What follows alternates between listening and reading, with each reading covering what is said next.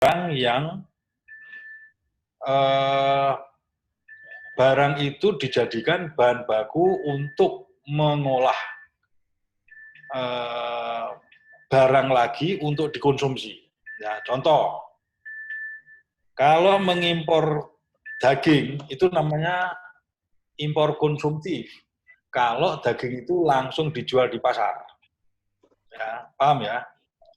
Jadi ngimpor daging langsung dijual di pasar, terus di toko-toko lah itu namanya impor konsumtif.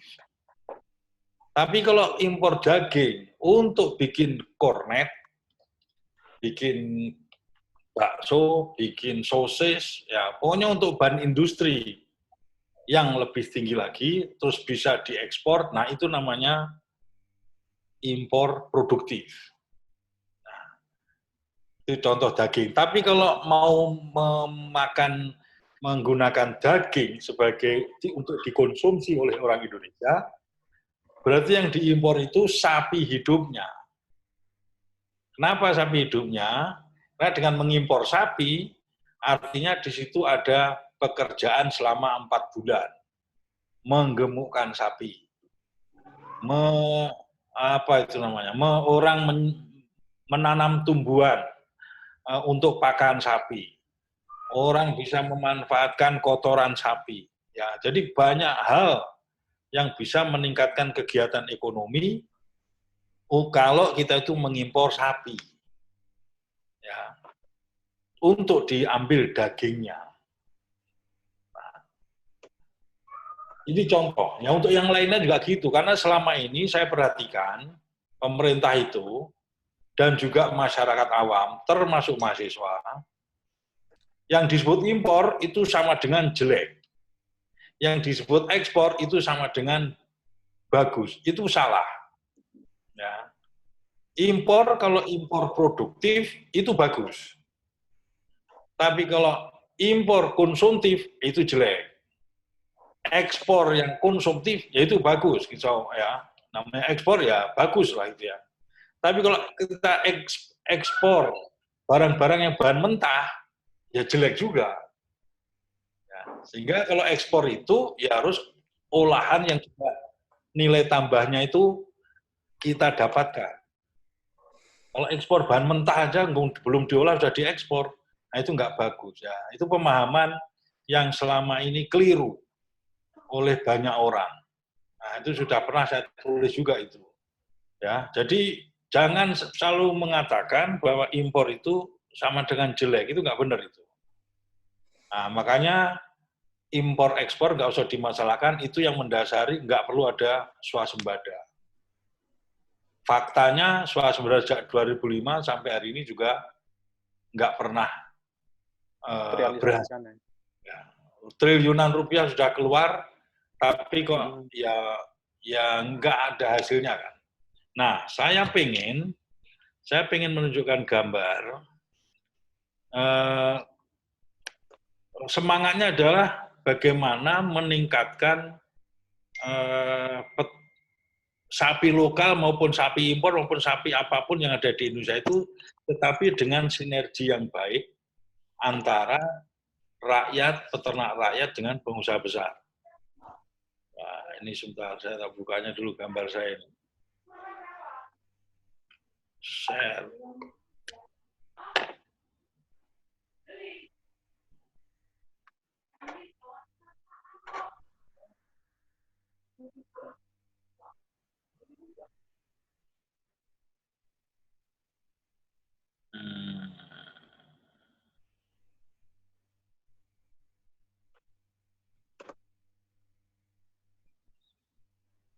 Bisa dilihat nggak itu? Belum keluar, Bro. Belum keluar ya? Waduh, belum keluar.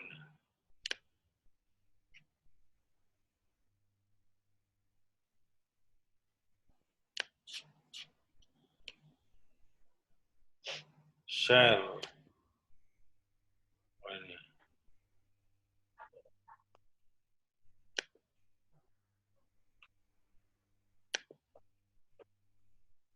Sudah keluar? Sudah, Prof. Sudah, Prof. Oh, ya. Sudah, Prof. Nah, udah utuh nggak itu gambarnya itu? Utuh, Prof. Oke. Nah, ini saya pengen menunjukkan gambar ini aja.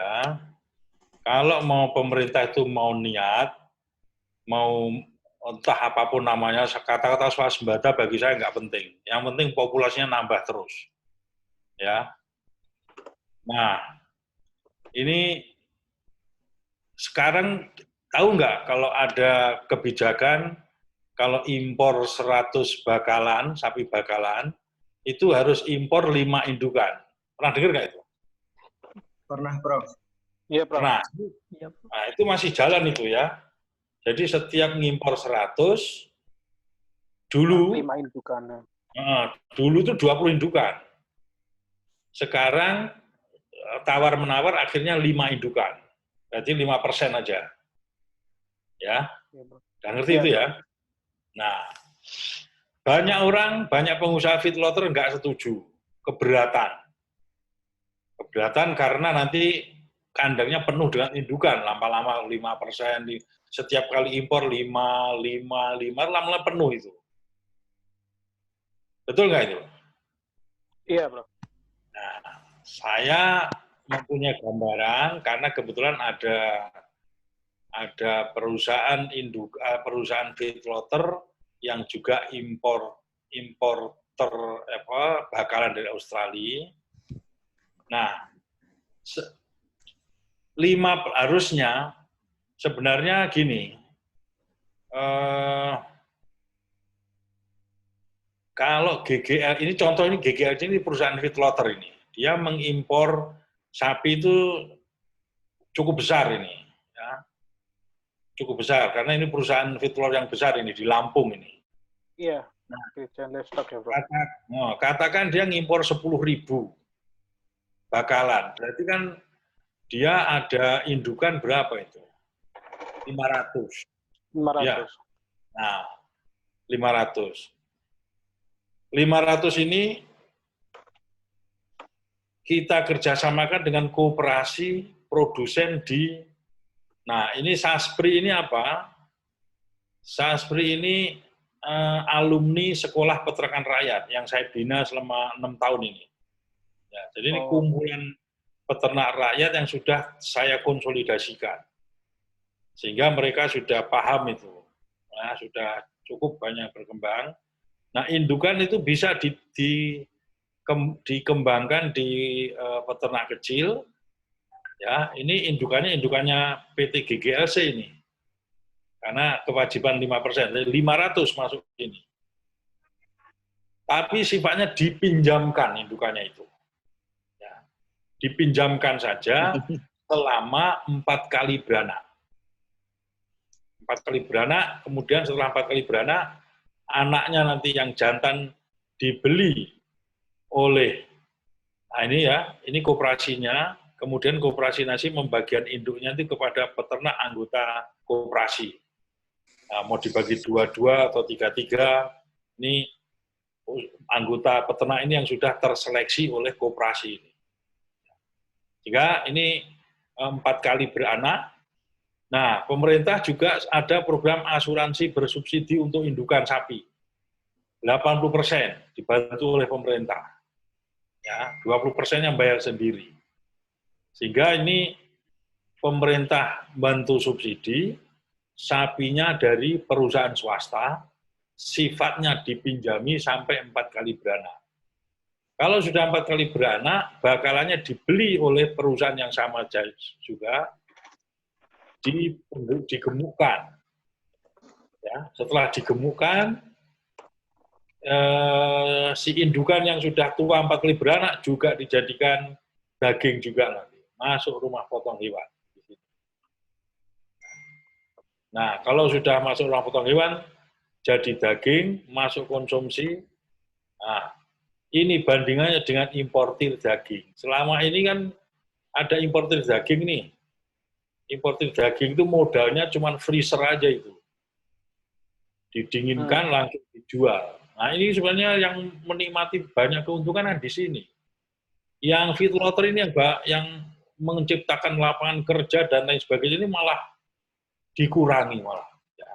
Jadi kalau mau protes kepada pemerintah itu, saran saya kurangi impor daging, karena kurangi impor daging sepanjang impor daging itu digunakan untuk konsumsi. Tapi kalau untuk dibikin sosis segala macam, dia harus impor daging karena bahan bakunya lebih murah. Tapi kalau daging itu dikonsumsi, untuk konsumsi, maka yang harus banyak diimpor adalah sapi. Ketika sapi lokal nggak memenuhi, ya nggak memenuhi populasi, nggak memenuhi, harus impor sapi hidup. Kenapa? Coba aja bayangkan ini, dengan mengimpor sapi itu yang dihidupkan banyak. Koperasi hidup, peternak bisa hidup juga, pekerjaan tersedia di pedesaan. Nanti bakalan masuk lagi ke perusahaan feedlotter. Di sini ada orang juga bekerja. Masuk RPH, banyak orang bekerja juga memotong sapi, kulit, dan segala macam. Jadi banyak kegiatan ekonomi ketika kita mengimpor yang sifatnya produktif. Ya. Nah, ini bayangkan saja ini, kalau nanti ini ngimpor 10.000 aja dapat segitu, hitung aja nanti sendiri. Kalau ngimpor 200.000 berapa, karena dulu rata-rata Indonesia itu ngimpor sapi hidupan, sapi hidup sekitar 600.000 per tahun. Ya, kalau 600.000 per tahun, kalau 5%-nya berapa itu? Sudah berapa itu? 5 kali 6.000. Ya, 30.000. 30.000. Ya, jadi terus poin penting besar apa yang saya ingin sampaikan? Uang pemerintah tidak ada sama sekali di sini. Ya, uang pemerintah hanya bentuk asuransi. Asuransi subsidi 80%. Nah, ini saja uang pemerintah yang hilang. Dan itu hilang. Ya, masuk kemudian. Dan hilang artinya apa artinya? Peternak tenang beternak, asuransi juga, perusahaan asuransi juga ada pegawainya di situ, mereka juga hidup dari kerjaan itu. Nah, di sini makanya saya mengajak Kementerian Koordinator Ekonomi untuk sama-sama bekerja sama dengan Saspri Nasional, ini kumpulan SPR, alumni SPR Indonesia. Nah, untuk sama-sama bagaimana mengajak Kementerian Pertanian, Kementerian Perdagangan, Kementerian BUMN, sama-sama menggerakkan peternak rakyat ini dengan menggunakan indukan-indukan dari perusahaan swasta. Uang pemerintah hanya untuk bagaimana membantu penguatan kooperasinya, ya. Bukan memberi sapinya. Selama ini kan swasembada, impor sapi, pemerintah dibagi-bagikan ke rakyat, kan selalu gitu. Sampai rakyat pada mati semua sapinya. Ya, kalaupun nggak semua ya, ada yang bertahan juga, tapi banyak yang gagal. Nah, kalau berhasil kan dari dulu sudah meluber itu sapinya. Faktanya kan terus. Ya.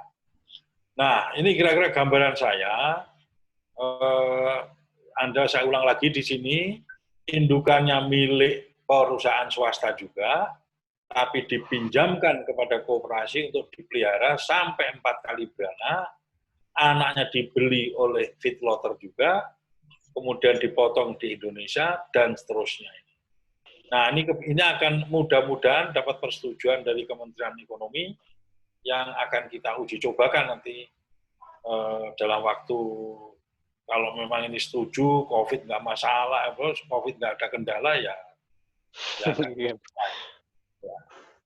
Jadi ini ya kiranya, coba aja kalau ini 30.000 nambahnya, setiap impor 600.000, ada 30.000 indukan, 30.000 indukan 4 kali beranak, dan seterusnya. Dan itu pelan-pelan tapi pasti uang pemerintah juga nggak keluar, tetapi uang pemerintah digunakan untuk itu tadi, asuransi sama memfasilitasi kebutuhan-kebutuhan yang sifatnya itu konsolidasi. Ya. Misalnya nanti di Saspri itu harus dibangun, bikin kandang feedlotter milik peternakan rakyat, kapasitas 100 ekor misalnya. Nah, pemerintah harus bantu nyediain pompa airnya. Pemerintah harus bantu, apalagi itu misalnya itu, timbangannya misalnya, timbangan digitalnya. Ya apa-apa yang peternak nggak punya harus disuplai oleh pemerintah. Sehingga uangnya itu bermanfaat untuk mereka, tidak untuk beli sapi. Ya, kalau ada pemerintah dari pemerintah daerah, provinsi maupun pusat beli sapi, ya mari kita ingatkan, nggak ada, udah sering banyak gagal daripada berhasilnya. Nah, kira-kira itu poin yang ingin sampaikan dalam untuk memancing diskusi ini. Ya, mungkin kurang lengkap, tapi keterbatasan file saya, ya mudah-mudahan bisa. Tapi kalau kurang jelas, tolong tanyakan aja ini ya. Nggak usah. Baik, ini betul-betul basic dan saya bekerja ini dan sudah mulai kita terapkan di beberapa tempat untuk menyiapkan peternak rakyat melalui Saspri-nya itu. Ya. Terima kasih. Silakan, Pak Moderator. Ya baik, terima kasih Prof atas pemaparannya. Jadi pada intinya swasembada itu sudah bukan hal yang terlalu penting untuk diperhatikan, tapi kita memanfaatkan bagaimana kesejahteraan para peternak rakyat seperti itu gitu. Ya, itu aja. Yang penting fokus aja ke rakyat, kembangkan lapangan kerja. Buat mereka juga pelatihan bisnisnya juga penting. Yang penting konsolidasi yang kuat. Oke, siap Prof. Semoga kedepannya bisa untuk menjadi lebih baik bagi para peternak rakyat seperti itu. Ya. Oke, baik untuk para peserta, saya buka untuk sesi diskusi yaitu tanya jawab. Mungkin untuk pertama satu termin pertama saya buka untuk 3 penanya. Dan untuk teknisnya silahkan yang ingin bertanya. Mohon maaf. Mungkin untuk langsung saja yang ingin bertanya bisa menyalakan mute-nya, mematikan mute-nya, dan nanti bisa berbicara ketika emang sudah moderator perintahkan gitu ya. Jadi untuk menjaga kekondusifan forum seperti itu. Silakan jika ingin ada yang bertanya. Saya Mas izin bertanya Mas dan juga diskusi. Silakan menyebutkan nama dan juga instansi atau asalnya seperti itu. Sebelumnya terima kasih atas kesempatannya. Bismillahirrahmanirrahim. Assalamualaikum warahmatullahi wabarakatuh. Waalaikumsalam warahmatullahi wabarakatuh. Perkenalkan, Prof. Mulatno dan juga teman-teman sekalian. Nama saya Adit. Saya mahasiswa dari Universitas Gadjah Mada, Fakultas Peternakan. Jadi saya sempat juga waktu itu PKL di GGL, tepatnya di bagian pembibitan yang pernah Prof sampaikan tadi. Benar memang bahwasannya di sana industri besar sekelas GGL yang punya kapasitas sapi, pembibitan, dan juga potong sebesar 30.000 lebih memang sudah mulai kerjasama dengan peternak-peternak kecil dalam memanfaatkan si sapi indukannya itu tersebut. Bahkan ada beberapa peternak rakyat yang dibuatkan kandang kolonis kurang lebih sekitar 100 ekor kapasitasnya. Dan juga dari si GGLC-nya itu sendiri juga mensuplai dari si pakan dan konsentratnya. Nanti tinggal diakumulasikan setiap harinya habis berapa. Juga diberikan juga support obat dan juga penyuluhan oleh tim medis dan juga dokter hewannya.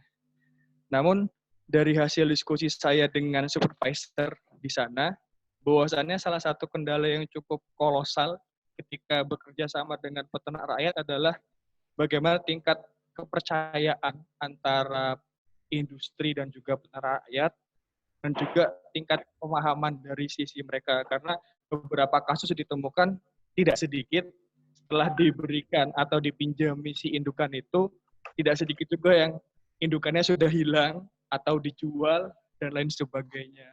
Begitu juga pakan yang tidak terbayarkan dan juga memang performanya yang tidak sebaik dengan industri pastinya. Nah, lalu yang ingin saya tanyakan yang pertama kepada Prof. Mulatno dan juga mungkin kawan-kawan nanti tentang bagaimana sih target kita, karena tujuan kita kan untuk mencerdaskan juga dan juga bermitra dengan peternak kecil supaya saling menguntungkan. Sedangkan peternak kecil, peternak rakyat ini kan memang butuh edukasi dan juga pemantauan yang tidak mudah. Dan lalu yang kedua, di GGLC juga sudah ada pengembangan pembibitan. Dia membuka beberapa range besar, beberapa hektar dari kebun nanasnya itu. Lalu ya, yang juga jadi kendala bahwasannya di sana untuk pembibitannya masih sangat minim, artinya dari kualitas dan juga bagaimana manajerial si pengaturan apakah nanti akan terjadi inbreeding atau tidak itu pun sulit. Jadi sebenarnya yang saya ingin tanyakan sudah berapa lama sih Prof untuk bagian GGLC ataupun industri besar industri kecil bekerjasama, karena saya lihat untuk perkembangannya pun masih banyak kendala yang masih harus diselesaikan sih. Terima kasih atas waktunya. Mohon tanggapannya Prof dan juga teman-teman. Wassalamualaikum warahmatullahi wabarakatuh. Waalaikumsalam warahmatullahi wabarakatuh. Oke, jadi Mas Adit untuk pertanyaannya pada intinya target untuk kecerdasan peternak itu seperti apa dan bagaimana untuk langkah ke depannya seperti itu ya, Mas Adit. Moderator. Ya, mungkin Prof. lebih baik satu-satu aja supaya nggak hilang ingatan saya ini. Oke, baik Prof. Ya. Nanti jadi baik, gini, Prof. Apa yang diceritakan tadi temannya lupa namanya saya itu betul. Sangat betul, saya sudah ketemu sendiri sama CEO-nya di GLC, dan ya itulah yang dihadapi oleh perusahaan, kadang-kadang nggak percaya lagi sama peternak. Ya. Nah, itulah kenapa saya membuat sekolah peternakan rakyat. Ya, prinsip sekolah peternakan rakyat itu adalah mengubah mental, supaya mereka itu yang tadinya sendiri-sendiri. Kalau sendiri-sendiri, ini ada barang pinjaman, ya udah di Lego aja tuh. Ya. Nah, kalau berjamaah, mereka mikir-mikir. Dikasih pinjaman sapi itu kalau secara berjamaah, kalau sama dikasih sendiri-sendiri itu pasti lain. Ya. Sehingga pendidikan kepada peternak itu sangat penting. Dan secara fakta yang saya alami tidak mudah, tetapi bisa, ya, sudah berhasil. Ya, melalui SPR ini mereka sudah betul-betul memahami apa maknanya berjamaah, apa keuntungannya berjamaah, bagaimana resiko berjamaah itu begitu bisa dikatakan nggak ada. Ya, dan seterusnya banyak yang lulusan SPR itu sudah mempunyai jiwa seperti itu.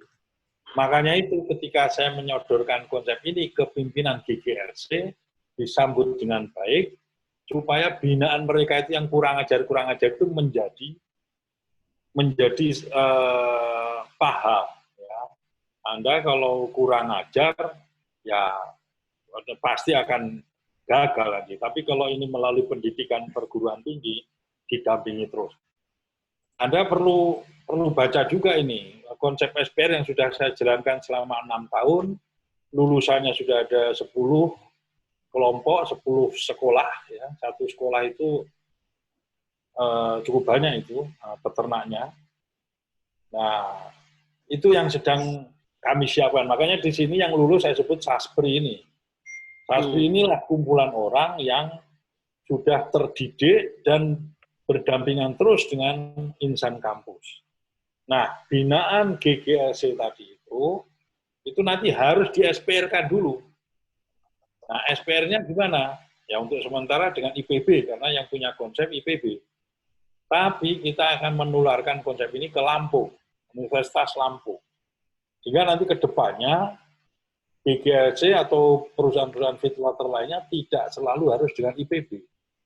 Nanti SPR dengan Universitas Lampung. Prinsipnya adalah bagaimana itu perusahaan sudah, contohnya tadi yang sudah dibangunkan kandang sampai komunal 100 ekor, betul-betul menjadi profesional. Ya, itu kita backup itu. Dan yang lebih penting lagi yang saya sampaikan di sini, adanya SPR berarti adanya kerjasama antara bupati dengan rektor. Sehingga pengusaha juga menjadi tenang.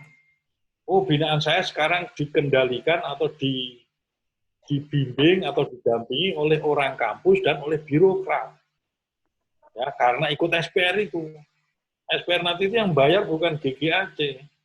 Yang membayari dalam proses pendidikan itu adalah bupati di mana tempat peternak itu ada. Kalau di Lampung Selatan ya berarti Bupati Lampung Selatan. Ada Lampung Tengah, Bupati Lampung Tengah. Itu bekerjasama dengan IBB untuk bagaimana itu mencuci otaknya para peternak, bukan masalah teknis, tetapi masalah bisnisnya itu. Alhamdulillah sampai sekarang makin hari makin bertambah juga ini alumni SPR yang berbisnis dengan berbagai pihak swasta itu. Kira-kira gitu. Tadi dari UGM siapa namanya? Mas Adit ya? Adit, Prof. Adit. Ya itu kira-kira gitu.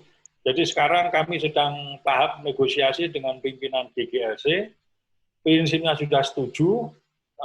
Dalam CEO sudah setuju, CEO mau ngajak ke ownernya ini, ya, untuk menerapkan ini, supaya kelompok bina itu bukan kelompok yang ugal-ugalan lagi menjual segala macam itu. Ini akan di SPR-kan sehingga mereka terdidik, kemudian lulus jadi sastri. Kalau sudah gabung sastri itu akan didampingi paling nggak 8 tahun itu nanti oleh orang kampus sama orang birokrat. Ya, sama juga para orang-orang yang peduli peternak. Tidak gampang, ya. Selama ini orang kan pemerintah berpikir cepat aja itu. Itu kurang populasi, impor sapi, kurang gemuk, ada program penambahan pakan. Nah, itu nggak benar semua, kalau menurut saya. Peternak diajari bisnis saja, pasti bisa. Mudah-mudahan bisa diikuti Adit dan juga teman-teman lain. Ya, baik, terima kasih Prof atas jawabannya. Bagaimana Mas Adit, cukup ya Mas ya untuk jawabannya ya Mas? Untuk bagian SPR cukup, ada satu lagi yang belum terjawab, Mas, apakah masih bisa dibolehkan? Oke, singkat aja ya Mas ya, untuk memberikan kesempatan teman-teman lainnya. Baik. Sama yang terakhir di bagian pembibitannya, Prof. Karena permasalahan yang cukup kompleks, bahwasannya salah satunya kenapa industri-industri besar peternakan di Indonesia itu masih ketergantungan impor bakalan dari Australia dan sekitarnya, karena di bagian pembibitan kita yang masih belum berkembang. Saya juga melihat di GGLC kemarin bahwasannya di bagian pembibitan pun juga cukup serius dikerjakan oleh perusahaan tersebut. Namun memang kendala juga cukup kompleks yang terjadi di sana. Salah satunya tadi kemungkinan buat inbreeding itu sendiri. Yang ingin saya tanyakan kepada Prof. Mulatno, bagaimana sih overview tentang pembibitan yang ada di Indonesia ini sendiri, terkhusus di bagian para pelaku usaha sekelas industri? Mohon tanggapannya, Prof. Terima kasih. Oke, pertama istilah pembibitan saya luruskan ya. Tolong diluruskan menjadi pembiakan. Ya. Ini karena kalau pembibitan itu jualan genetiknya, maka mahal pembibit itu. Tapi kalau pembiakan itu jualan reproduksi. Yang penting bertambah aja anaknya. Ya, harganya sama dengan yang terakhir itu baru penggemukan.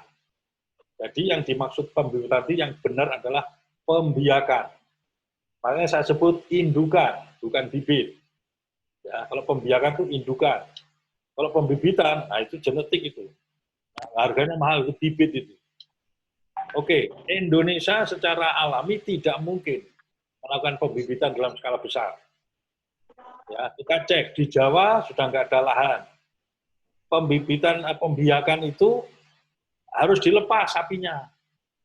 Pembiakan dikandangkan rugi. Ya, harus dilepas. Dilepas satu ekor sapi 1 hektar lah. Paling banter ya 2 ekor 1 hektar. Lahan kita nggak ada. Orang bilang di NTT, di NTB, di Papua luas. Memang luas, ternyata tapi itu milik ulayat. Ya, nggak gampang itu. Urusin lahan-lahan luas itu ternyata lahannya luas tetapi menggunakan lahan itu untuk usahanya perusahaan besar sulit. Nah, yang bisa melakukan pembiakan itu ternyata memang peternak rakyat. Dan harus dibantu oleh pemerintah. Tapi jangan pemerintah yang melakukan. Pemerintah kalau melakukan pasti gagal, saya jamin itu. Ya, karena dia itu regulator. Regulator itu nggak boleh jadi aktor. Regulator ya regulator. Kalau jadi aktor, ya udah kacau itu. Ya, nggak profesional. Mana tunjukkan perusahaan milik pemerintah yang berhasil itu mana coba? Yang peternak rakyat, apa peternakan sapi atau kambing atau domba. Nggak ada satupun yang berhasil itu. Nah, tapi kalau itu diserahkan ke peternak, malah bisa.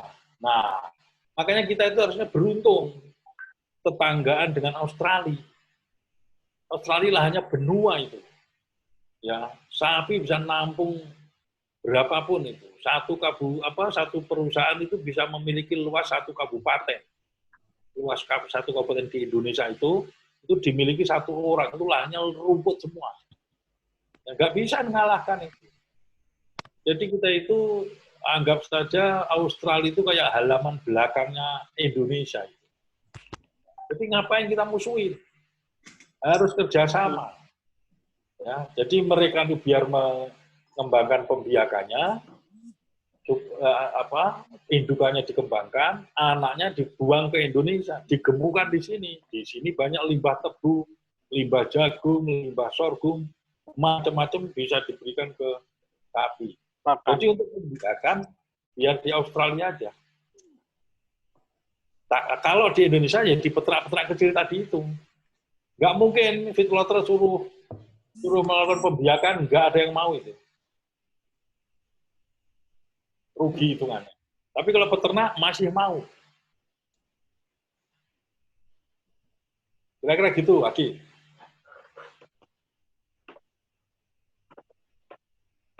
Ya, bagaimana Mas Adit? Cukup ya Mas Adit ya untuk jawaban dan pertanyaannya. Ya.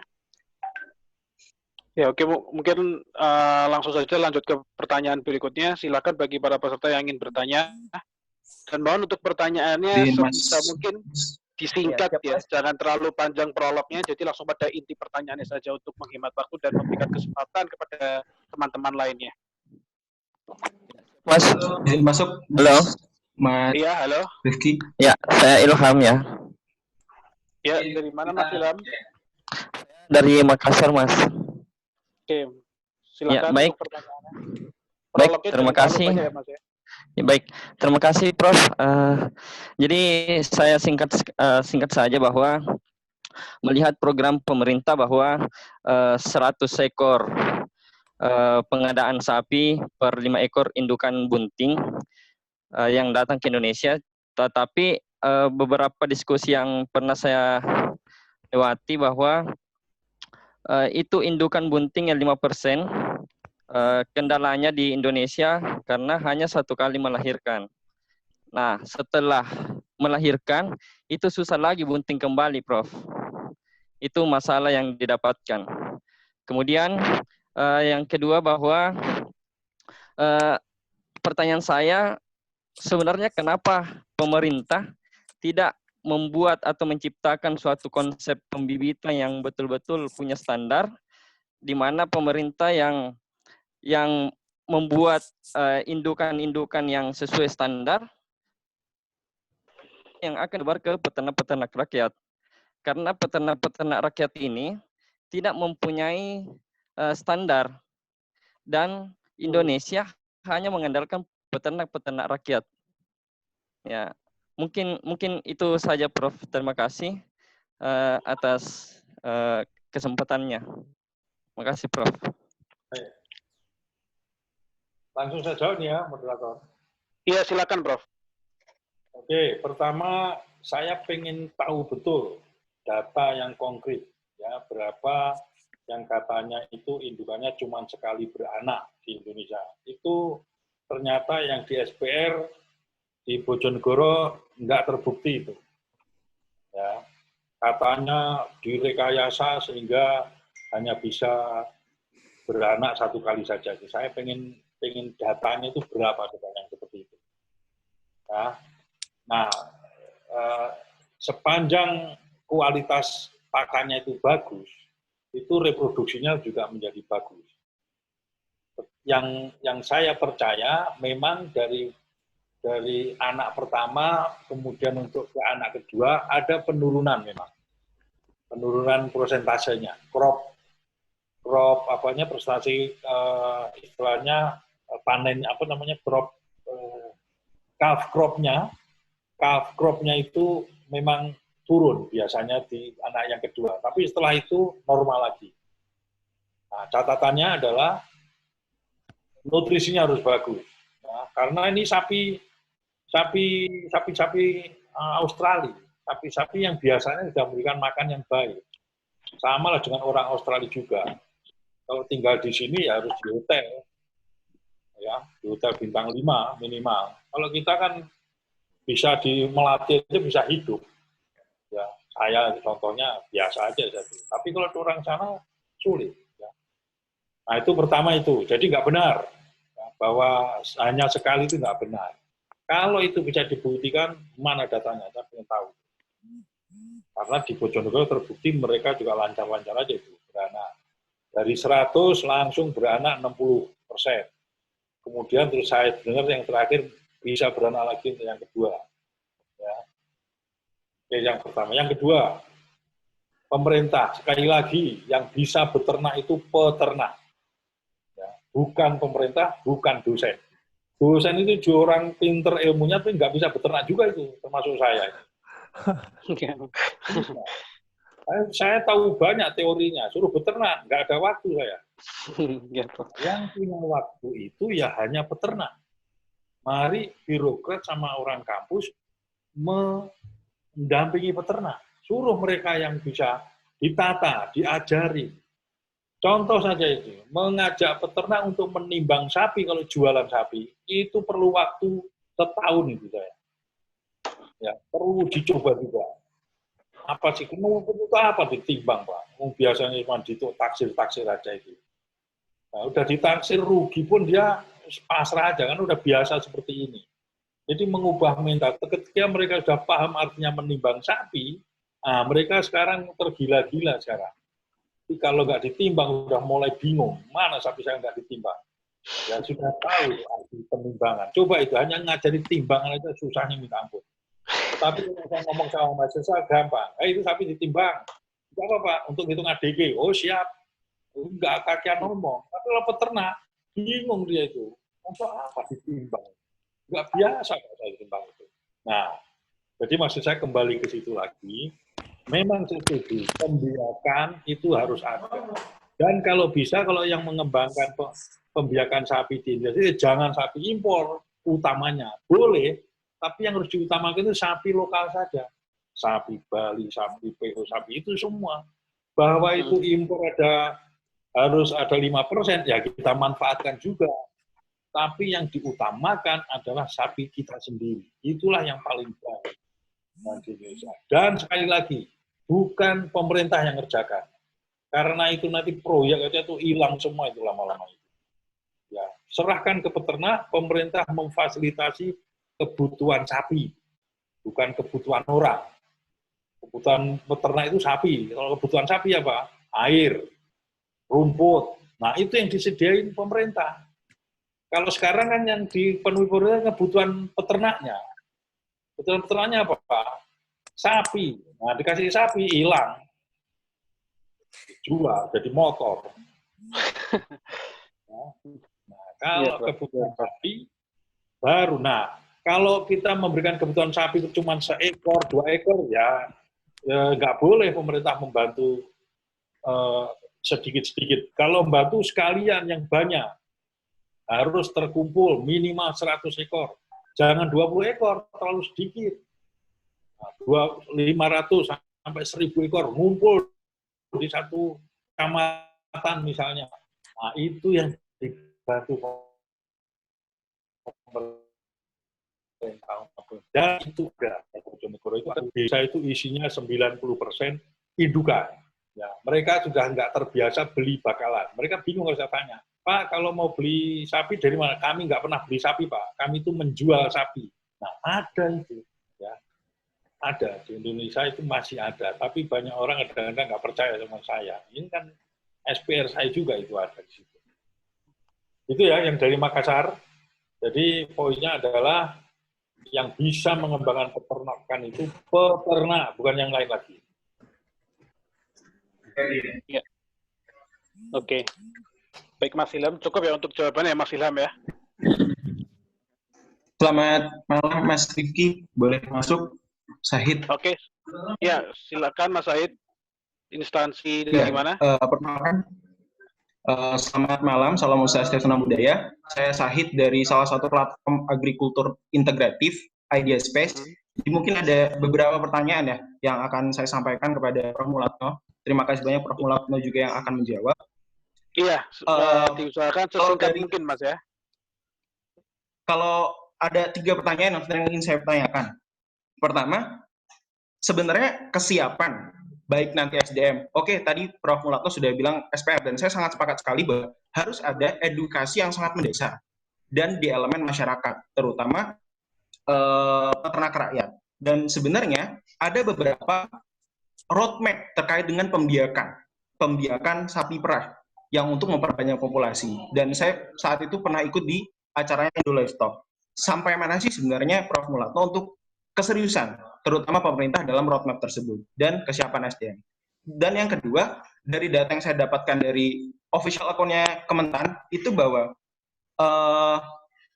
regulasi tentang UPSUSIWAP sebenarnya mencapai lebih dari 100% implementasinya.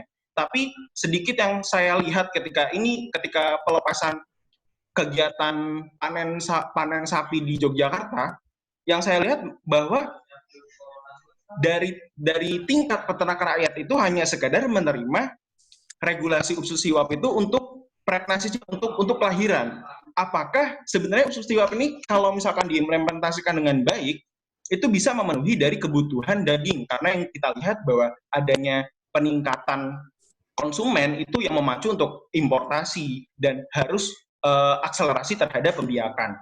Dan saya sebenarnya belum menemukan evaluasi terkait dengan pelaksanaan UPSUSIWAP. Mungkin Prof. Mulatno bisa memberikan pendapat atau pandangannya. Dan yang ketiga, saya melihat sebuah artikel di salah satu Ecobis itu bahwa prediksi peningkatan konsumsi daging itu pada tahun 2020 dan 2021 itu naik sekitar 5,62 sampai 5,64%. Dan pada tahun 2020 pemerintah itu melakukan 50.000 ton importasi sapi. Yang kita ketahui kan kalau kita impor biasanya dari Australia. Tapi pada tahun ini pemerintah membuka untuk selain dari negara Australia agar tidak terlalu monopoli terhadap tarif harganya. Yang dilakukan oleh Bulog, PP Perusahaan Perdagangan, PT PPI, dan salah satunya itu PT Berdikari. Dan apakah sebenarnya 50.000 ton ini dalam pelaksanaan ke depan untuk memenuhi target prediksi atau seperti apa? Mungkin itu saja yang ingin saya sampaikan. Prof. Mulatno, terima kasih banyak. Wassalamualaikum warahmatullahi wabarakatuh. Om Santi Santi Om Namo Buddhaya. Terima kasih. Waalaikumsalam warahmatullahi wabarakatuh. Ya. Langsung 3 pertanyaan, Prof. Oke, baik. Silakan, Prof. Ya, peta pelaku usaha peternakan itu sudah sangat jelas, ya. Yang perusahaan besar yang mau usaha di peternak itu hanya maunya penggemukan saja. Ya, suruh pembiakan nggak mau. Perusahaan-perusahaan besar itu. Ya. Karena ya memang hitung-hitungannya nggak masuk semua. Nggak masuk. Jadi yang mengerjakan pembiakan itu hanya peternak rakyat. Hitungan di sensus itu, PMGSK itu dulu itu coba cek, itu 98% pembiakan itu ada di rakyat. Kurang dari 2% itu yang dipegang yang lainnya. Ya. Berarti peternak rakyat ini betul-betul yang bisa mengembangbiakan ternak sapi. Oleh karena itu, SDM menjadi kunci. Ya, orang sarjana peternakan nggak punya waktu beternak, yang beternak nggak jadi sarjana peternakan. Jadi ya akibatnya ya seperti ini.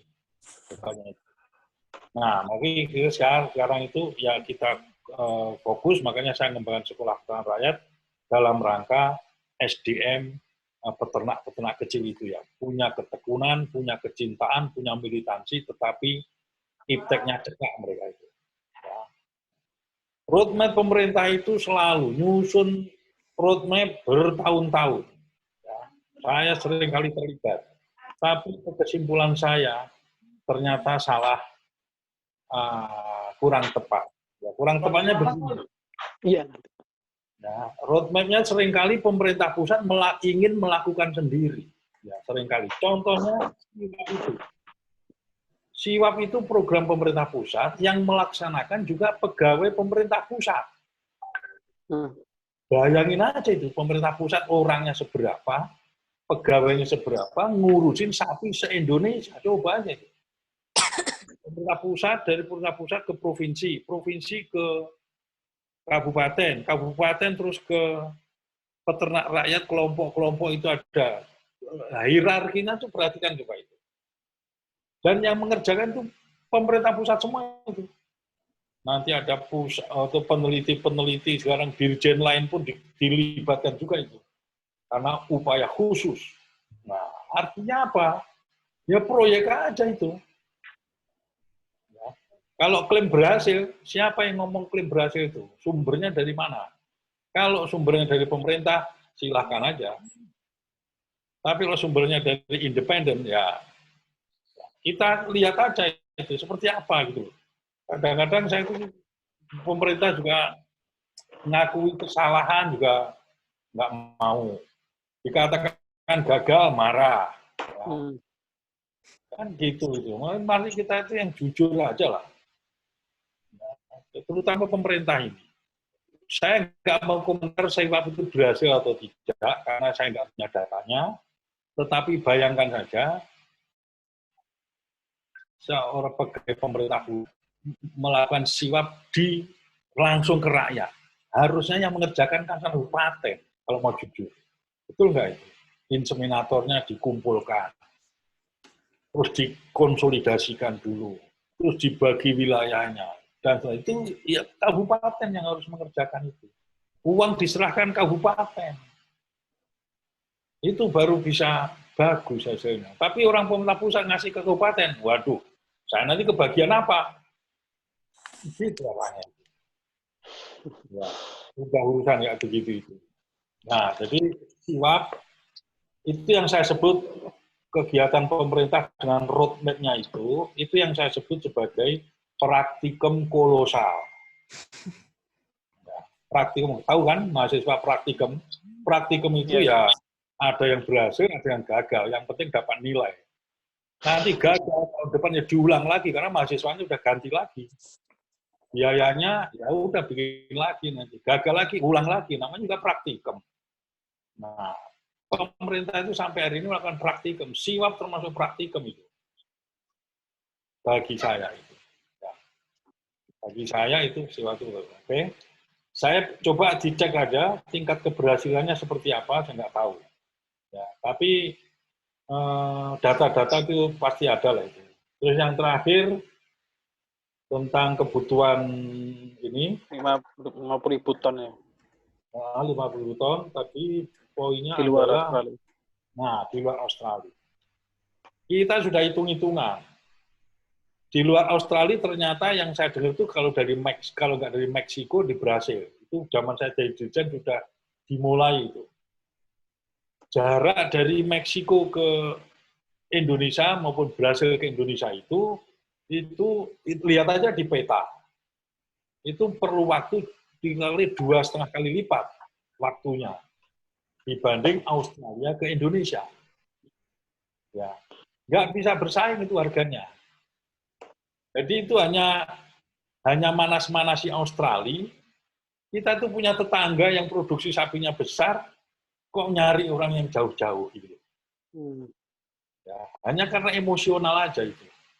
Nah, itu biasanya coba dilihat di peta, nanti kita sama-sama itu cek betul. Brasil ke Indonesia, Meksiko ke Indonesia, bandingkan dengan Darwin ke Indonesia. Nggak mungkin bisa bersaing itu. Nah, ini ya. Jadi yang paling tepat itu Australia dijadikan mitra bisnis yang benar itu. Ya, yang penting saling menguntungkan. Nggak usah, pemerintah nggak usah ikut-ikutan jadi aktor lah. Cukup jadi regulator yang membuat bisnis pebisnis Australia dan pebisnis Indonesia kompak meningkatkan kesejahteraan peternak rakyat dengan cara yang saya gambar di slide saya ini. Kan peternak rakyat kebagian ini kan. Terus nanti kalau orang Australia pengen join bikin RPH-nya kerjasama dengan orang Indonesia. Jadi RPH orang Australia kerjasama orang Indonesia dibangun di Manado sana. Dibangun daerah Indonesia bagian utara, sehingga nanti kalau ekspor ke Korea, ke Jepang, atau ke Arab Saudi lebih dekat. Nah, itu namanya bisnis, jadi nggak usah mikir swasembadaan. Bisnis jadi sejahtera itu. Rakyat atau pemerintah pun juga akan dapat kredit nanti. Roadmap bikin praktikum kolosal lagi itu nanti ujung-ujungnya. Mudah-mudahan menjawab pertanyaan saya. Ini generasi muda harus mulai kritis ini ya. Nggak bisa pemerintah terlalu kuat seperti itu. Saya alhamdulillah saya itu pernah jadi dirjen, dan saya tahu persis itu. Praktikum kolosal harus dihentikan itu. Iya, cukup, Prof. Ya, cukup. Iya. Terima kasih, Mas Rifki. Ada satu hal lagi sebenarnya yang belum mungkin belum saya dapatkan. Kalau misalkan boleh menambahkan sedikit. Iya, silakan Mas, tapi singkat saja Mas, langsung pada intinya saja seperti apa. Berkaitan dengan kesiapan SDM dan kemampuan kita dalam hal breed lokal, kayak kelompok ternak PO di Kebumen. Setelah itu juga sapi Aceh dan sapi Bali. Sebenarnya kan itu adalah buah-buah baru untuk kita berdaya dalam pembiakan. Kalau sampai sekarang itu sebenarnya sampai mana sih Pak terkait dengan fokus kita terhadap breed lokal seperti itu. Terima kasih. Itu makanya kita harus bagaimana mempersatukan mereka-mereka yang berhasil itu. Di Kebumen, itu saya salah satu pembinanya itu sebenarnya itu. Tetapi mereka sudah menerapkan prinsip-prinsip komunal. Itu. Bisnisnya juga satu pintu. Ada bagus itu. Tapi yang mengikuti itu juga nggak banyak. Ya hanya di situ saja. Jumlahnya paling juga 5.000-an. Padahal kita perlu ratusan ribu, perlu jutaan. Ya. Nah ini bagaimana menghubungkan peternak dengan peternak lainnya supaya mereka itu kompak. Kompak untuk menghubungkan. Semut-semut kecil itu harus dikompakkan itu. Bisa berdampingan dengan gajah. Jadi jangan memusuhi gajah, tetapi berdampingan dengan gajah. Kalau seekor semut berdampingan gajah, yaitu kepinjak ya mati juga itu. Nah, tapi kalau semutnya itu berhimpun dengan jumlah besar, gajah pun ya sungkan juga nanti itu. Diperhitungkan itu nanti di semut yang ngumpul dari satu itu. Nah itulah visi saya untuk membangun SP itu sebenarnya itu. Ya, kita kembangkan mana peternak-peternak yang suka sapi PO, kumpul. Atau satu organisasi yang sapi Bali, kumpul sapi Bali. Nah, pemerintah nggak usah ikut-ikutan. Pemerintah memberikan standar. Nih, saya bekerja sama dengan kampus, bikin standar. Ya, nggak usah bikin usaha pembibitan sapi Bali, nggak perlu itu. Biar peternaknya saja. Satunya lagi apa tadi?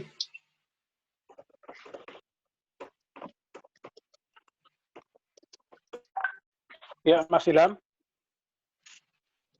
Sorry, Mas Said. Oh, gimana, Mas?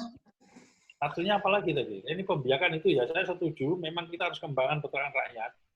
Sekali lagi ini kuncinya adalah yang bisa beternak adalah peternak. Orang kampus mayoritas nggak bisa beternak itu. Pinter ngoceh saja seperti saya. Ya. Tapi beternak nggak bisa, saya pastikan itu. Nah, pemerintah apalagi? Nggak bisa pemerintah. Nah, mari orang kampus sama orang pemerintah itu bersama-sama mempunyai intelektualnya paling tinggi, wawasannya tinggi, pikirannya juga bagus, itu tumpahkan ke peternak, karena yang mengerjakan itu mereka. Itu aja sebenarnya kalau mau berhasil itu. Ya, dimanapun, pemerintah pusat harus pikiran seperti itu, provinsi harus pikiran seperti itu, kabupaten harus pikiran seperti itu. Semua fokus untuk mengembangkan peternak kita yang 98% itu. Terima kasih banyak Prof. Mulatno. Nah, problem peternakan juga problem yang holistik ya. Terima kasih banyak sudah menjawab. Assalamualaikum. Ya, oke. Waalaikumsalam warahmatullahi wabarakatuh. Nah. Ya, baik. Mungkin saya ingatkan kembali untuk termin pertanyaan. Termin pertama sudah dibuka untuk 3 penanya. Oke, saya ingin menanyakan kepada panitia untuk waktunya apakah masih ada untuk melanjutkan diskusi? Bagaimana panitia?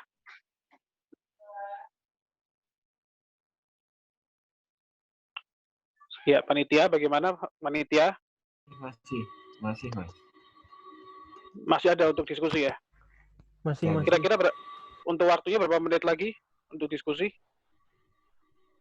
21.30 Mas, 21.45 ada 45. 21.45. 45 ya, Iya, maksimal. 45. Oke, berarti masih ada sekitar 30 menit ya? Kurang ya, 20 menitan. Oke, langsung saja. Untuk termin kedua saya buka. Silakan dari teman-teman audio jika ingin ada yang didiskusikan, bisa mengaktifkan audionya.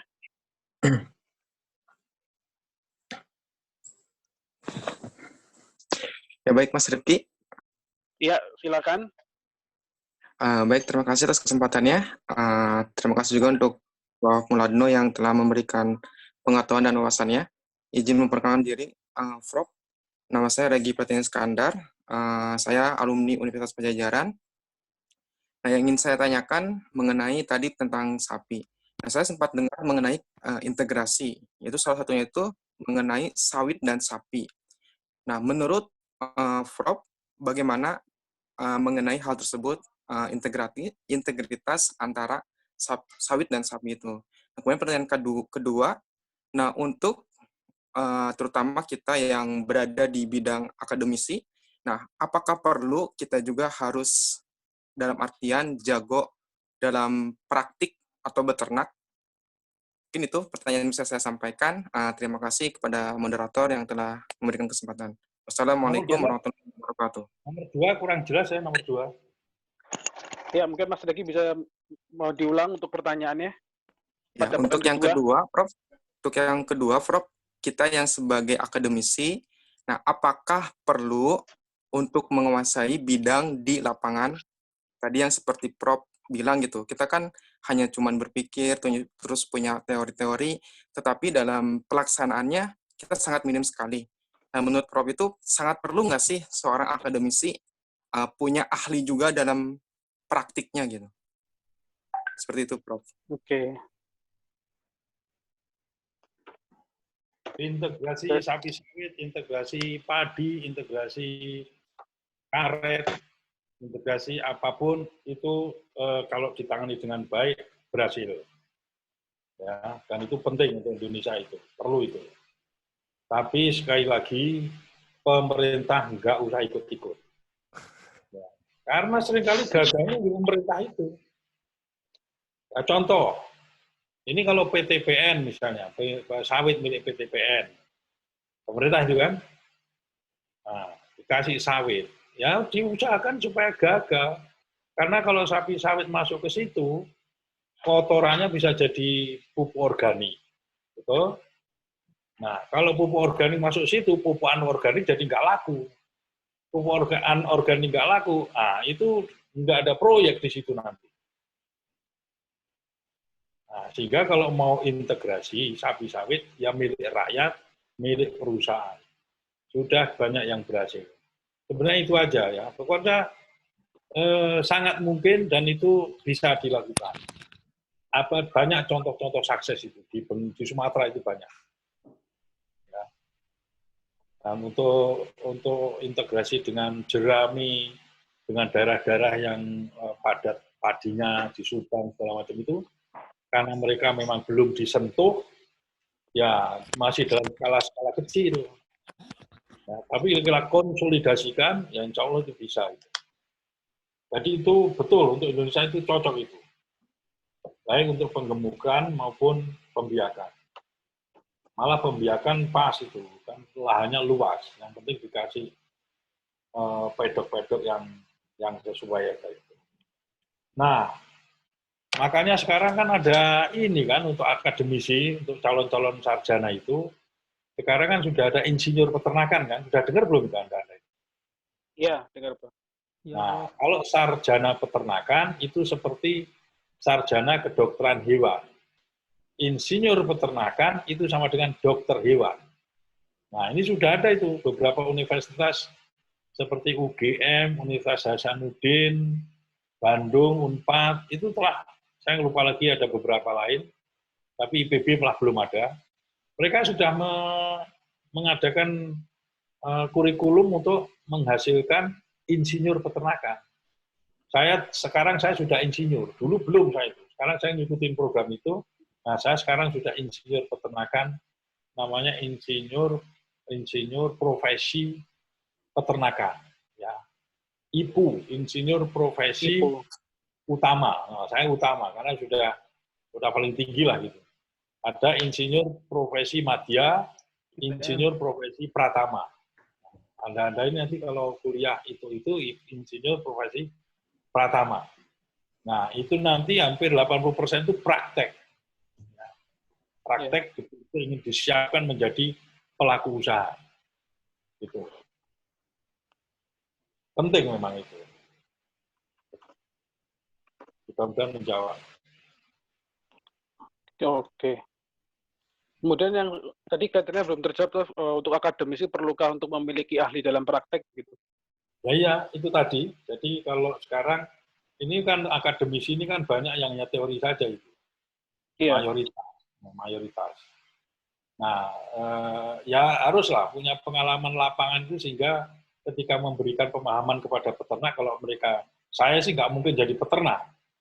Nggak punya lahan, nggak punya tempat, nggak punya waktu, ya. Mau menyewakan ke orang lain, saya enggak. Saya sekarang banyak bermitra dengan peternak saya di SPR. Di SPR sana punya 2 ekor, bermitra di sana 1 ekor, di sana 1 ekor. Itu saya bermitra seperti itu aja, supaya membangkitkan semangat mereka. Gitu. Dengan judul mitra itu socio business, bukan pure business, tapi socio business. Artinya apa? Daripada uang saya ditaruh di bank, nggak dapat interest yang menarik, saya kerjasamakan dengan peternak, lumayan tuh per bulan 2-3%. Itu yang disebut socio bisnis. Karena kalau bisnis benar, per bulan 2% juga ada apa-apanya. Kalau bisnis yang benar yang 30% itu baru bisnis benar itu. Ya, tapi akademisi harus tahu lapangan. Tapi ya kadang susah juga ya. Namanya dosen kan ada seneng yang di kelas sama di belakang meja saja, ada dosen yang senang ke lapangan, nggak bisa tuh digebyah-uyah, semua lapangan nggak mungkin juga, semua harus penelitian nggak mungkin juga. Ya, ini passion ini, passion. Saya termasuk orang yang suka ke lapangan, tapi nggak bisa diwajibkan semuanya, sulit. Ibu-ibu kebanyakan ya mending di kantor aja, walaupun ada juga yang militan ke lapangan. Perlu, menurut saya itu perlu. Tapi sebenarnya lebih perlu lagi pembekalan langsung magang di perusahaan-perusahaan atau magang di peternakan rakyat itu perlu bagi mahasiswa. Oke. Baik, udah cukup menjawab ya Mas Regi ya untuk pertanyaannya. Ya. Baik, langsung lanjut untuk penanya berikutnya. Silakan jika ada yang ingin bertanya kembali. Moderator, izin bertanya. Saya Iya. Kak. Ya. Siapa dulu nih, Kak? Silakan. Namanya? Saya Saiful dari alumni UNS. Ya, silakan Mas Saiful. Prof, tadi langsung pada intinya Prof. Tadi Prof bilang bahwasannya kalau perusahaan kalau di perkembangbiakan atau di bidang perkembangbiakan itu nggak untung. Tapi kenapa malah di peternak rakyat itu malah dianjurkan ke pembiakan, Prof? Kenapa nggak diterapin kayak di ayam, Prof? Kasarannya seperti itu. Ayam itu kenapa bisa membludak karena apa? Ada kemitraan, Prof. Kenapa di masyarakat itu nggak diterapin kayak kemitraan, Prof? Jadi rakyat itu dikasih sapi nanti dikasih pakan, nanti hitung-hitungan, nanti pengemukan 3 bulan dijual, Prof. Itu pertanyaan saya, Prof. Baik, cukup, Prof. Terus tadi, Prof, yang kedua, Prof, maksudnya kalau tidak untung tadi, kenapa di peternak rakyat itu bisa untung? Itu apa yang bedanya, Prof? Secara hitung-hitungan kasarnya, Prof. Terima kasih. Yang pertama, kemitraan itu saya setuju, dan itu sudah terjadi. Ya, sudah terjadi. Paling tidak, syaratnya adalah peternak harus dikonsolidasikan dulu. Harus ditimbang sapinya, kalau bermitra itu. Karena kalau nggak ditimbang, mereka nggak mau kompak. Ya. Karena mereka nggak saling percaya itu. Mau jual taksiran. Terus nanti jualan satu pintu. Dalam satu organisasi, jualannya harus lewat satu pintu. Kalau satu pintu taksiran, saya nggak mungkin menyerahkan sapi saya ke ketua saya. Dan nanti jualan berapa kamu jual? Kalau sekarang saya ngambil 15, kamu jual 17, saya rugi dong 2 juta. Semua menjadi curiga. Itu yang saya alami di SPR. Tapi ketika ditimbang, terus kemudian mereka kompak per kilo bobot hidup itu harganya sekian, nggak ada lagi orang curiga. Percaya itu mereka itu. Nah, dari situlah kemitraan berjalan dengan tumbuh baik. Salah satu binaan saya itu yang sudah paling berhasil di Kediri, kemitraan sampai hari ini sudah terhimpun lebih dari 4 miliar. Masyarakat sendiri, pemerintah nol. Ya. Semua malah berkembang dan pemerintah cukup mengamini saja, mendoakan saja. Sama memenuhi kebutuhan timbangan segala macam itu dari pemerintah. Jadi sepakat, ya, kemitraan. Makanya tadi saya katakan sosio bisnis ya seperti itu. Pemerintah kita, orang-orang awam seperti saya ini kan, daripada uang di bank, saya titipkan ke mereka itu. Ya, pensiunan teman saya gerakkan semua untuk bermitra itu. Mahasiswa sudah saya ajak juga ikut yang dengan kambing, kemitraan dengan kambing. Ya, lumayan tuh untuk menyambut korban itu paling enggak 2-3% per bulan dapat. Ya, itu benar.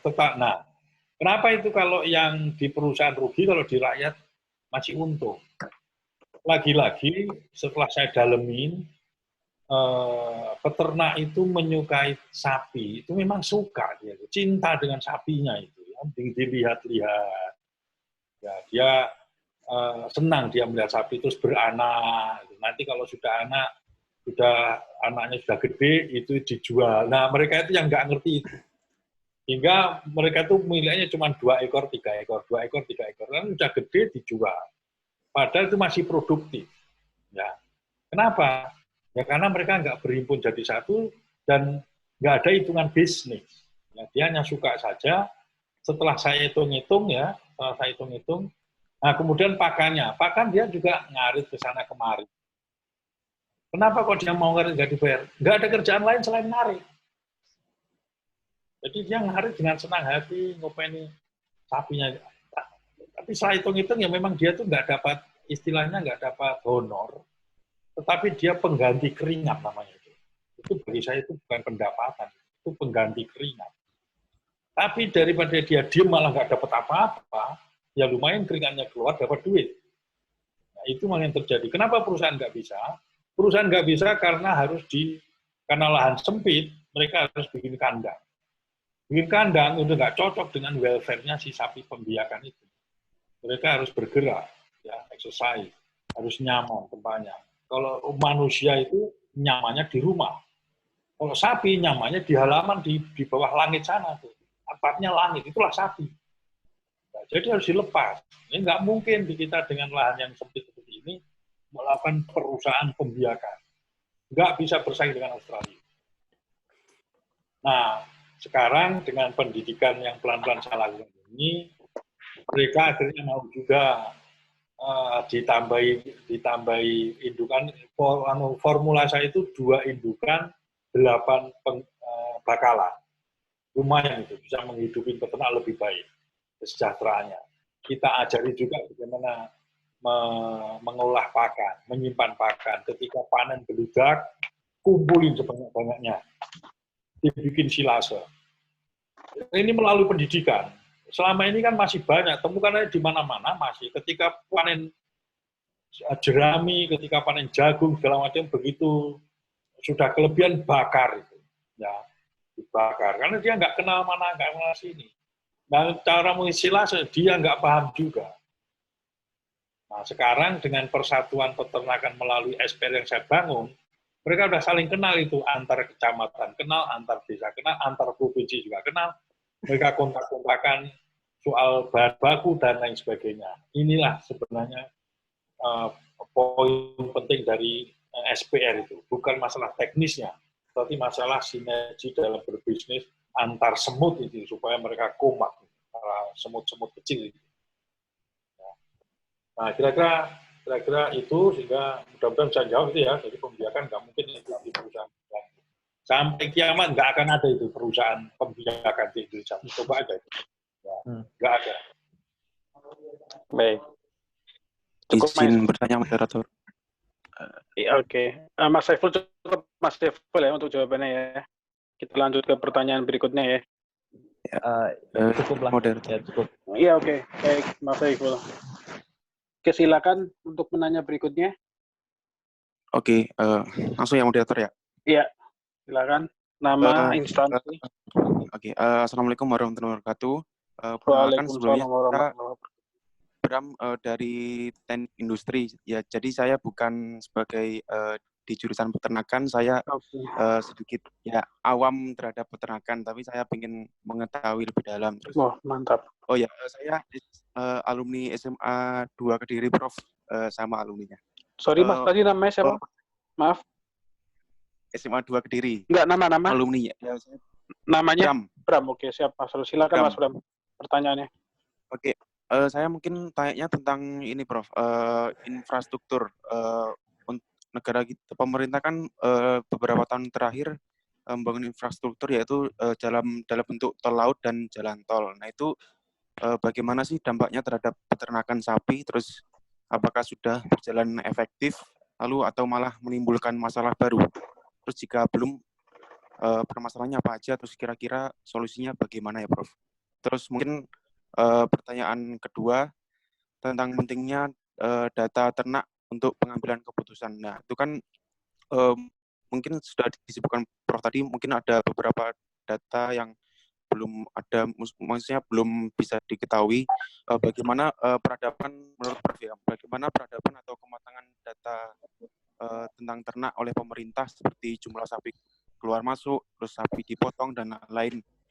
Terus jika masih jelek, kira-kira solusinya bagaimana ya, Prof? Apakah jika ada semacam startup tentang jual beli dan investasi ternak itu dapat membantu tentang kematangan data tersebut? Terima kasih. Gitu aja sih.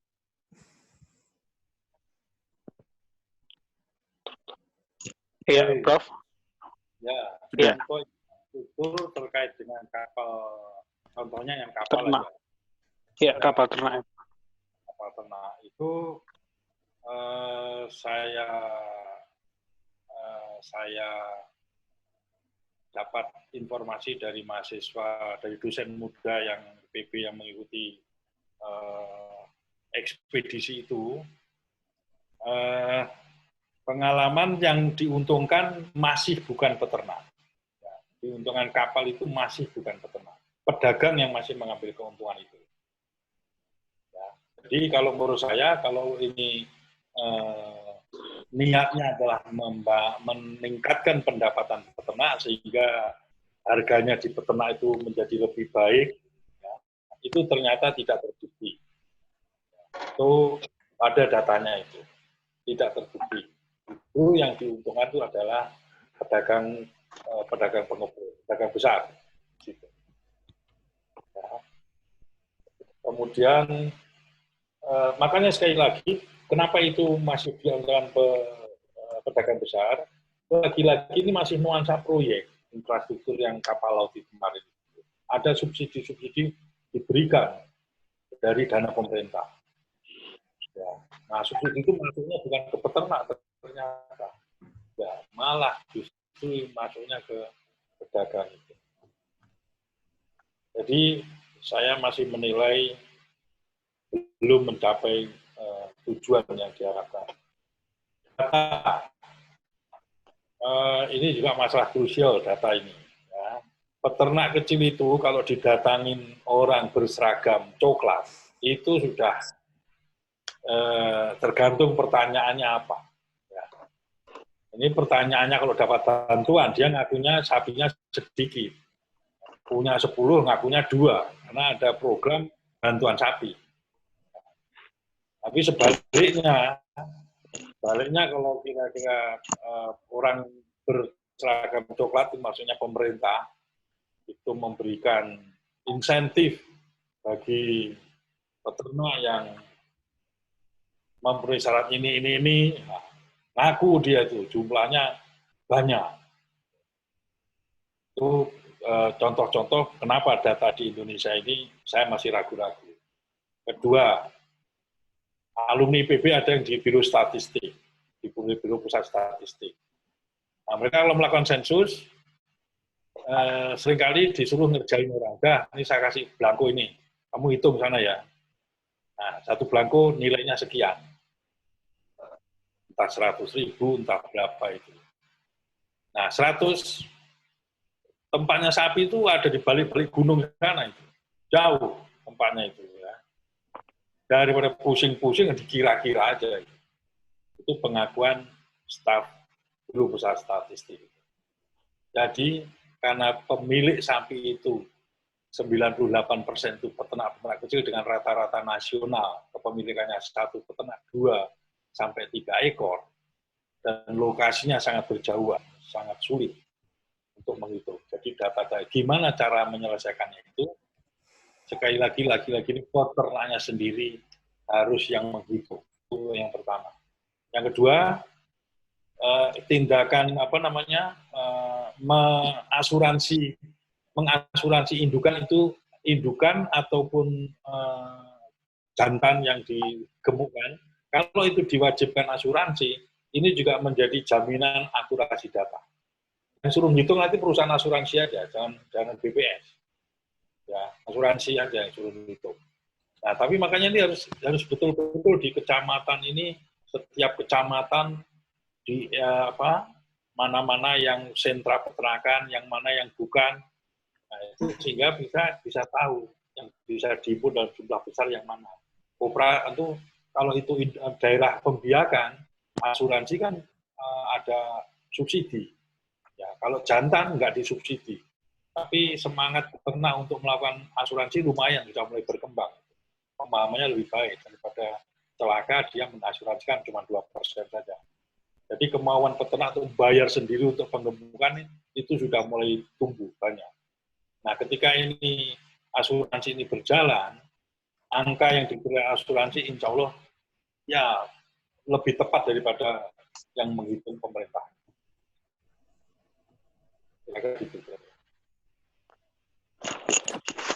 Baik, ya, oke. Terima kasih jawabannya. Ya, oke. Terima kasih, Mas Bram. Oke, mungkin penanya terakhir ya. Penanya terakhir. Moderator. Ya, oke.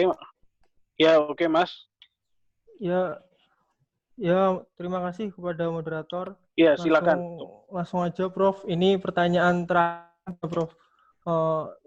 Sampai saat ini bagaimana menurut Prof sendiri terkait Undang-Undang Peternakan Kesehatan Hewan? Biasanya kemarin juga sempat direvisi itu, Prof. Apakah sampai saat ini juga Prof Mulatno itu dilibatkan dalam perubahan revisi Undang-Undang Peternakan Kesehatan Hewan itu, Prof? Terima kasih, Prof. Oke, saya bulan ini menulis tentang undang-undang di dua majalah. Majalah Trobos itu 1 halaman, di majalah Poultry Indonesia 2 halaman. Saya sarankan itu dibaca aja itu. Silakan dibaca, itu menurut saya untuk para aktivis, orang-orang yang peduli, ini penting untuk diketahui. Saya ikut terlibat dalam tim pembuatan Undang-Undang nomor 18 tahun 2009 sejak tahun 2003. Kemudian direvisi menjadi Undang-Undang nomor 41 tahun 2014, saya juga dilibatkan. Sekarang ini baru saja diundang oleh DPR untuk menyiapkan revisi juga. Revisinya minor, tapi waktu itu saya sampaikan, revisi jangan minor, Pak DPR. total itu revisinya itu. Ya. Nah, jelasnya seperti apa saya tulis di 2 majalah itu. Ya, kemudian akan yang jelas itu undang-undang sekarang itu kesimpulan saya presentasikan di DPR. Undang-undang sekarang itu nuansanya pemerintah mengatur sapi, ya, mengatur sapi secara teknis. Nah, jadi bahasanya bagus-bagus, tetapi nggak implementatif, sulit diimplementasikan.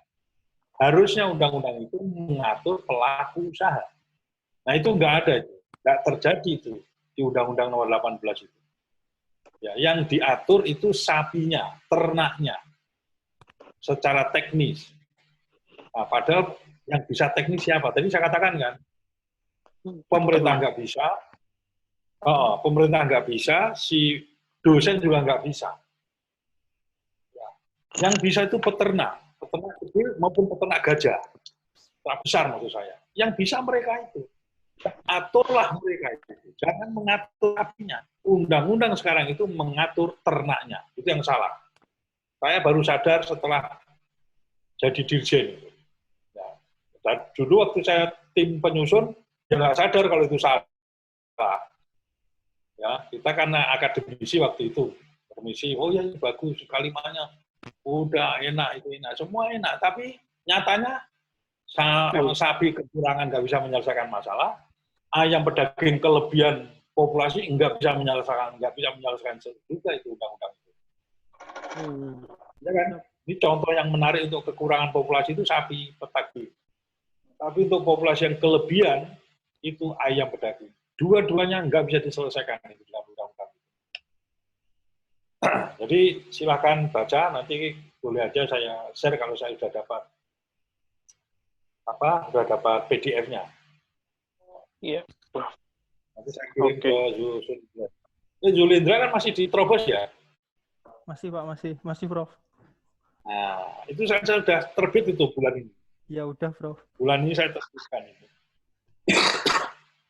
Iya, oke Pak. Ya, baik, itu aja. Silakan yang pada penanya terakhir. Baca pikiran saya ada di situ. Baik, baik. Terima kasih Prof untuk waktunya dan juga untuk diskusinya. Mungkin untuk terakhir bisa ditutup dengan closing statement sekaligus untuk saran dan juga nasihat untuk kami dari sebagai akademisi peternakan sebaiknya seperti apa untuk kedepannya begitu, Prof. Oke. Jadi menurut saya yang penting kita itu harus profesional di bidangnya masing-masing. Itu yang paling penting. Yang pemerintah ya bertindaklah sebagai pure regulator. Ya, ini kan nggak benar, berdikari disuruh ikut-ikutan sekarang. Berdikari ikut-ikutan bikin perusahaan ayam grandparent stock lagi. Ya, padahal berdikari itu dulu spesialisnya sapi. Nah, sekarang suruh ayam grandparent stock. Ternyata di belakangnya itu bukan pure PT Berdikari, tetapi ada juga pengusahanya. Nah, udah nggak jujur lagi kan. Pasti harganya nggak beres juga ya. Jadi dosen, ya sudah, jadi akademisi. Nggak usah dilibatkan dalam usaha-usaha. Kampus mana yang berhasil punya farm terus berhasil? Mana? Tunjukkan ke saya itu. Farm mana yang berhasil? Ya, karena memang kita nggak butuh untuk kampus itu. Kita butuhnya mendidik orang, nggak profit.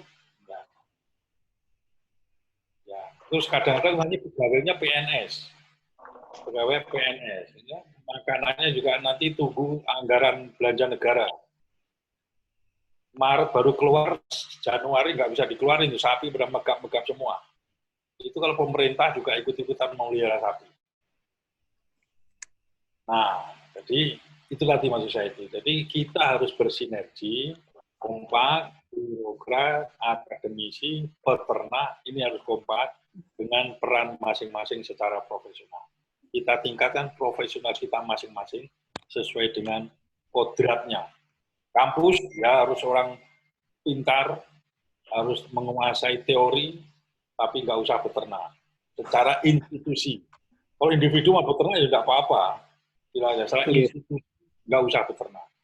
Demikian juga pemerintah, peternak itu yang perlu dikembangkan. Pemerintah bikin profesional dalam regulasi.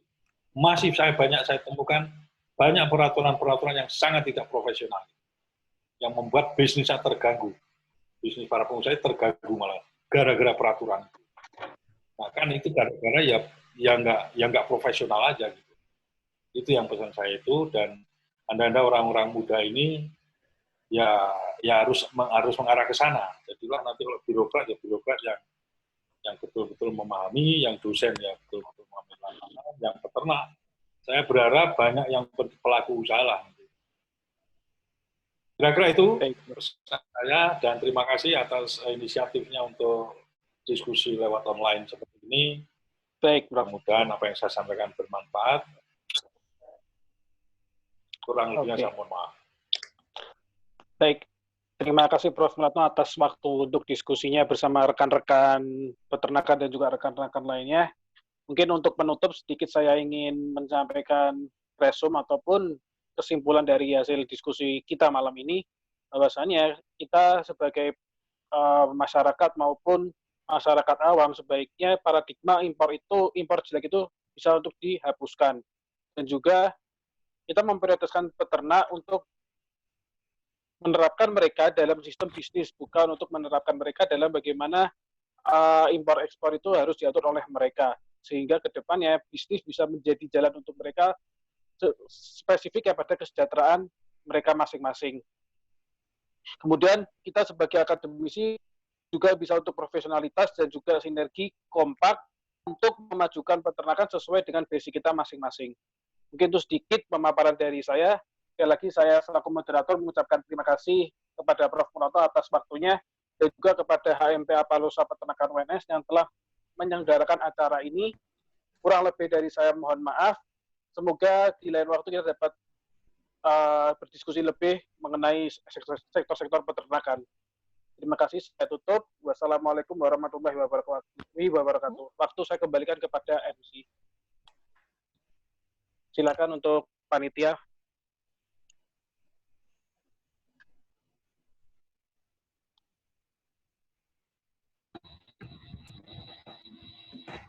Baik, terima kasih kepada moderator Mas Muhammad Rifki dan juga pemateri Bapak Prof. Muladno atas yang diberikan, dan teman-teman terima kasih atas waktu yang diberikan.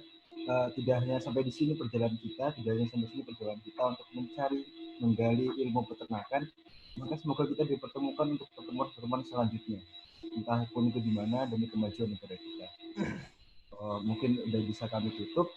Terima kasih sekali lagi kami ucapkan.